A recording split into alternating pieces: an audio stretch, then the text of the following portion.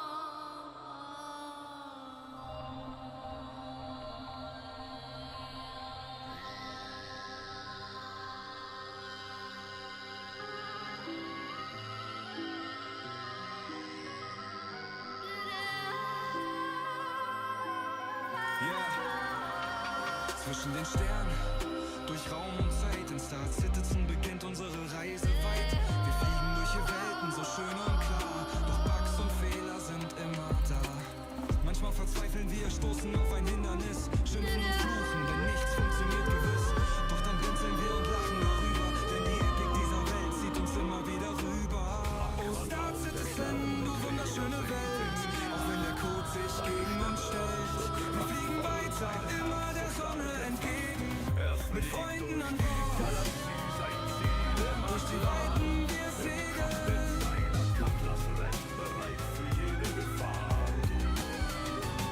auf Akkord landen wir, eine Stadt aus Licht, messernde Lachs, doch verzagen tun wir nicht. Im Mikrotech-Schnee gleiten wir dahin und in ihrem Hex finden wir den nächsten Schabernack. Wir tanzen bis Kunden, springen von Plan zu Plan, suche das Abenteuer, das neue über Catches, die uns spalten mit Verein.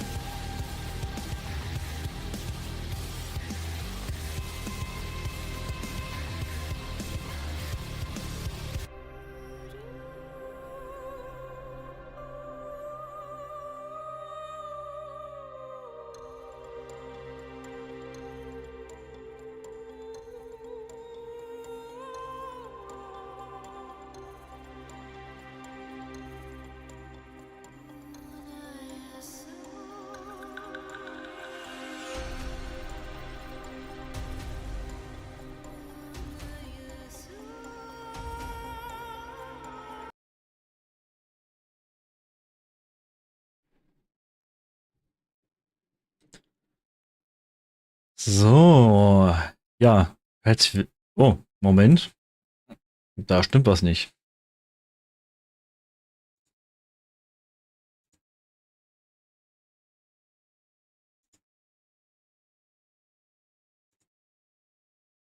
Na, was ist da los? Upsi. Moment.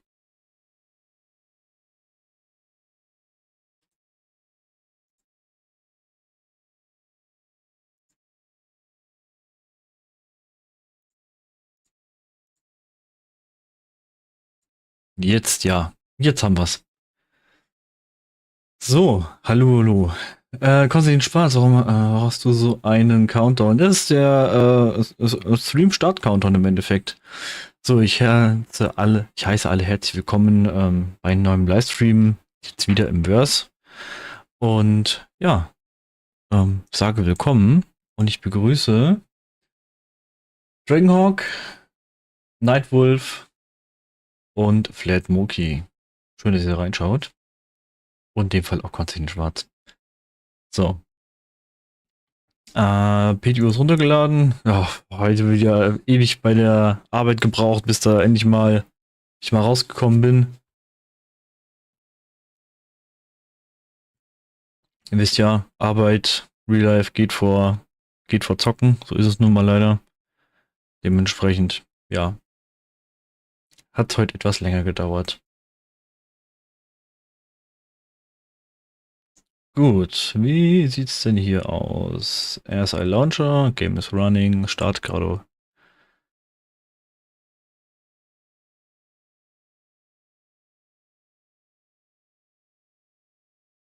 Mikelo? Bist du nicht auf der Messe? Okay. Dann besuche ich mal Wikilo. Dann machen wir das.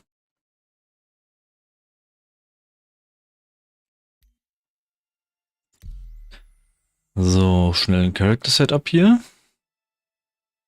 Und Szenenwechsel.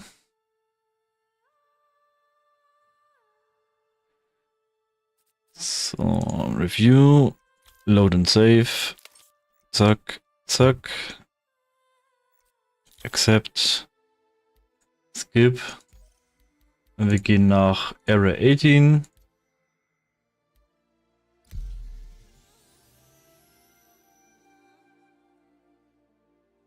Video von gestern.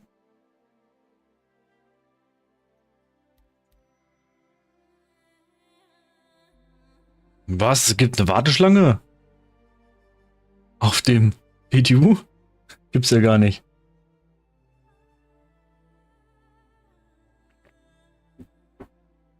Gestern? Moment, da schauen wir rein.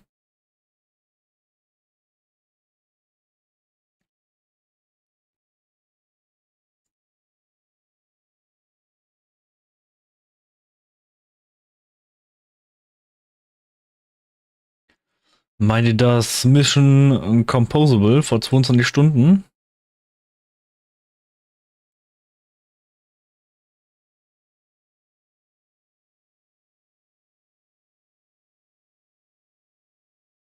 Nein, ich habe nichts.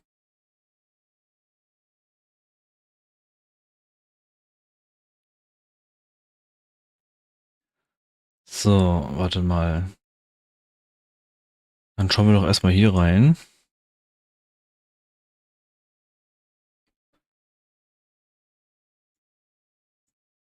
So. Und schauen wir hier rein. I like making missions because it's an intellectual challenge and it's a creative challenge. I like playing through the content and seeing things through a player's eyes and trying to craft an experience. Do you think players like missions? I hope players like missions. Natürlich, wir wollen mehr Missionen. Und mehr Diversität bei Missionen. Was glaubt ihr denn?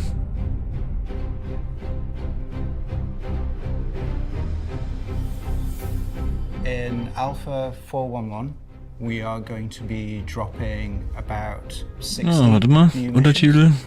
and it's going to be our biggest drop. 60 neue Missionen. Pointer. Uiuiui. Let's start with our big headliner, Hunt the Polaris.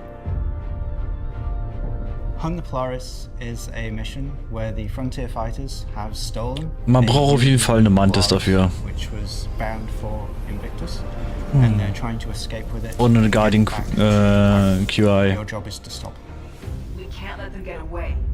In order to stop them, you are chasing them around Stanton. You have to search for them, you have to ambush them, you have to defend other ships from them as well as they continue on their path to Pyro. When you encounter the Polaris, it won't be alone. It will have some frontier fighter friends as backup. Okay. What's really cool about this mission is you don't even have to do it alone. The Polaris quantumed away. The UE have sent their own guys as well, and there's a hammerhead that, if you keep alive, will help keep you alive too. Eine I Hammerhead? think it'll be a really good test of just how strong your friends are, and yourself too. Der kleine Torpedo wird nicht gereicht haben. Next, there are 12 Gefaked. different patrol contracts split between headhunters and Foxwell. Foxwell being the faction that gives you the legal version of these missions, and Headhunters will give you the illegal version. Foxwell Enforcement, they've hit hard times, so their background checks and What the fuck, whoever you they have- hire is a bit more loosey-goosey. Headhunters are now operating for the first time in Stanton. The Okay. Headhunters want you to patrol an area of space that they consider their own and make sure their interests are allowed to operate safely. The patrol missions in 411 are a little different than our standard missions. We wanted a mission that was not linear. You will go to a point throughout space, and it will randomly generate between our pool of current objectives. Currently, there's 4 objectives that it can generate between. So you'll go to point number 1. It will pick between one of those 4 Paladin? objectives for you to Ich glaube ja. Once you complete it, it will send you to another point in space where it will generate another objective, and so on until you've completed 3 points. Scans are showing outlaws inbound. Objective 1 is a traditional Ja, kill all the wahrscheinlich die ships that über- appear. Die überarbeitete Variante von der Valkyrie wahrscheinlich. Objective 2 is protect a ship that's under attack from the bad guys. Objective Warte 3 mal, hat is a er new objective Großschutz? called Search and Ich glaube Destroy. ja, ne? And Objective 4 is what we're calling the empty objective, Not seeing anything. where you show up and actually nothing happens. I have to say that so people don't think it's a bug. Search and Destroy is a new objective that we've created. We wanted an objective that was less heavy on combat. The player will go to the location and they'll receive a certain number of areas to discover. It's up to the player to go there and ping and scan with their ship scanners and discover what's going to happen.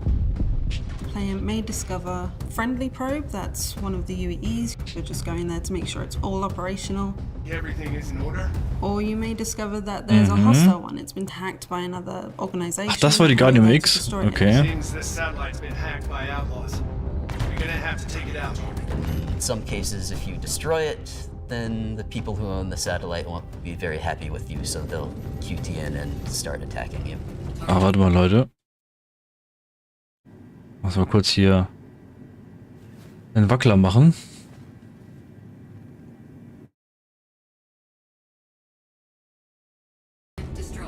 We're hoping that if this mission goes over well, we can slowly add to that pool to make Patrol a sort of mission that will continue to expand upon until we have, say, 15 or 20 random objectives that can trigger.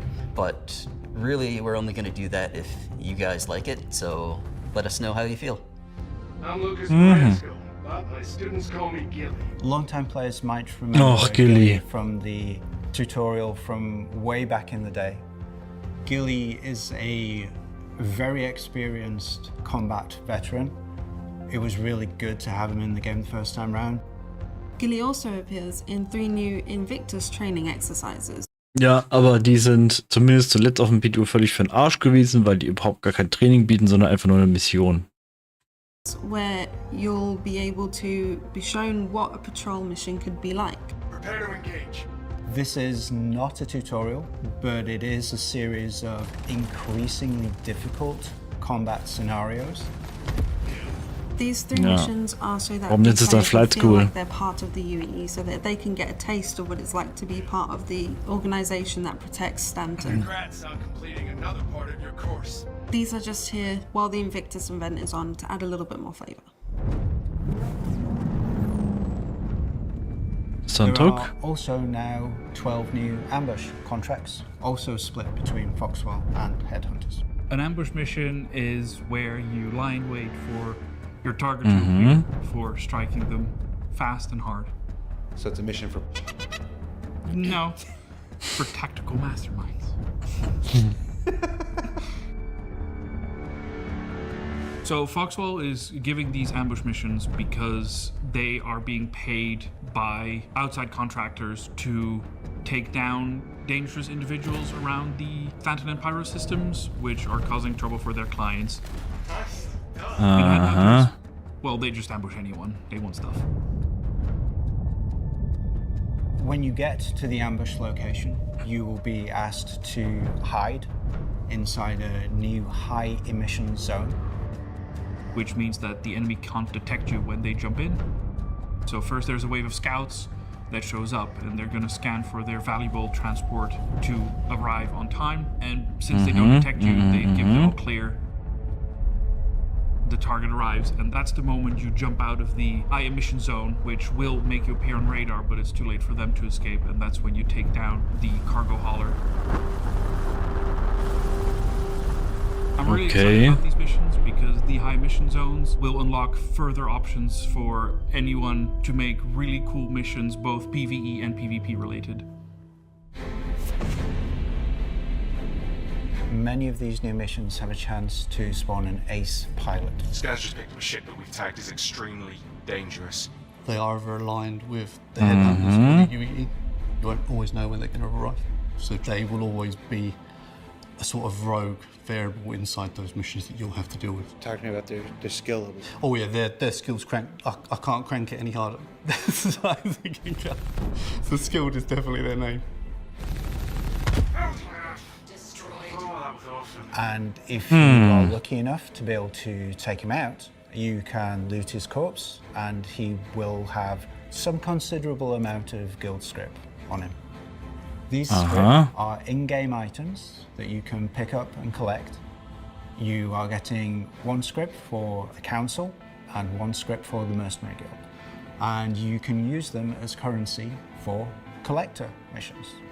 He really, really wants these guild script. Okay. As part of Invictus, we are adding our very first ones as a kind of scavenger hunt around the halls. We're also giving them away as mission rewards for the new combat missions. So there will be even more ways to get those new collector ships. Oh, there's also new collector ships this patch, but I don't know what they are. I do. Oh Mann. Of course, it wouldn't be Invictus without visiting the Invictus halls. Das soll klar sein. Launch week returns to Area 18. As you're in the shuttle and approaching the Bever Convention Center, you get met with the new slogan of this year's Invictus. Defending the future. As you walk out of the shuttle, we walk into the lobby and we take the elevator down. We get met with the beautiful hologram of the mighty Idris itself. As we're walking further into the halls, you'll be able to find all the new ships for this year's Invictus. We can see that this year's Invictus looks a little bit different than what we're used to. This year Invictus will not feature different daily layouts, but instead has a better, well-crafted layout for the entire duration of Invictus. We can see that there's extra care being taken. Das andere war doch gerade Paladin, oder? This really shows the might of the UE. Oder sollte das die Dings sein? At the entrance of Die the Valk. halls, we can see the rental kiosks. This is where you'll this year be able to rent the various ships. Make sure to return to these kiosks as they are on a daily/bi-daily rotation. Invictus this year is not just about ships, but it's about the way that you customize your ships. How you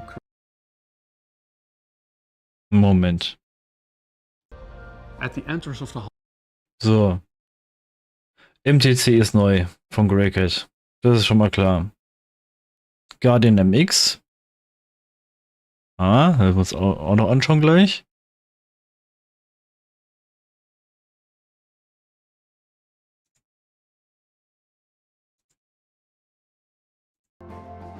we can see that Ach, Asgard.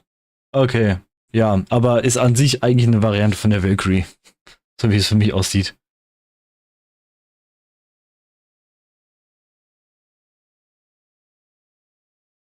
this year's Invictus looks a little bit different than what we're used to.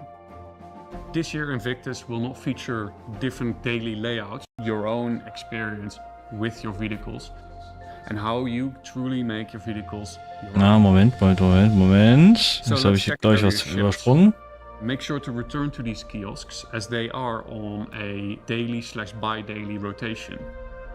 Invictus 5 this year Stream-Serien, nicht is schlecht, not just Toran. about ships, but it's about the way that you customize your ships, how you create your own experience with your vehicles, and how you truly make your vehicles your own. So let's check out the entrance tour at Area 18 Central. As you walk and you look up, you can already see that the Idris is hanging straight above. We'll go towards the IO North Tower and take the elevators up. As we continue Ja. over the platform, we get met with the Idris itself. Please Mit der take your P. time to explore. I'm super excited about Invictus this year. I think we've done something a little Neue bit Torpedos? I think the way that we've Das ist eine neue Art von Torpedo, oder?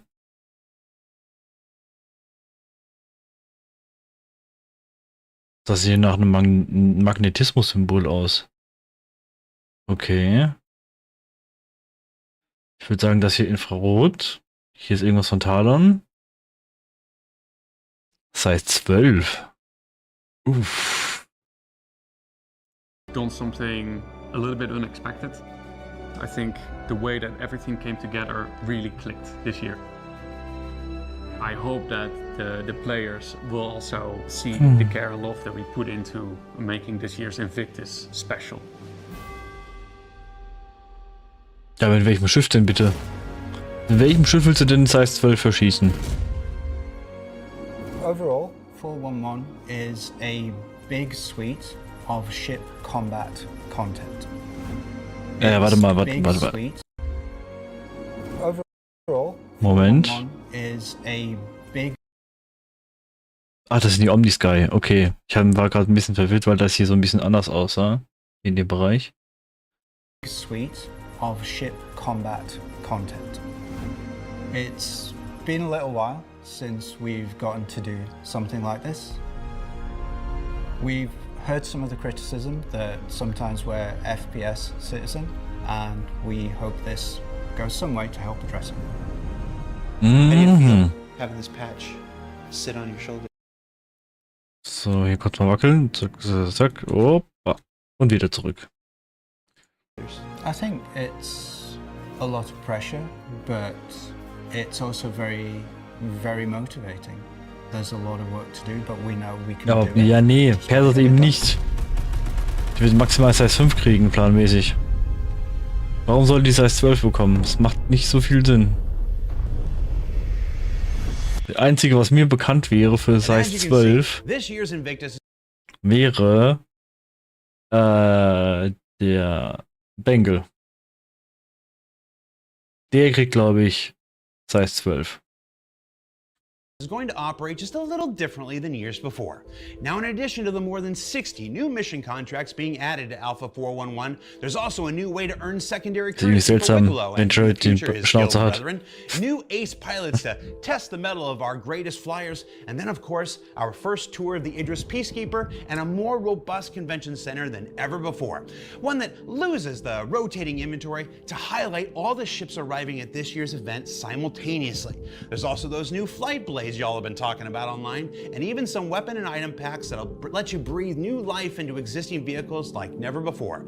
You can learn all about that stuff on the robertspaceindustrials.com website as the event starts proper on May 15th. And then it continues to cycle through all of our manufacturers every 2 days until the end of the event. That part stays the same.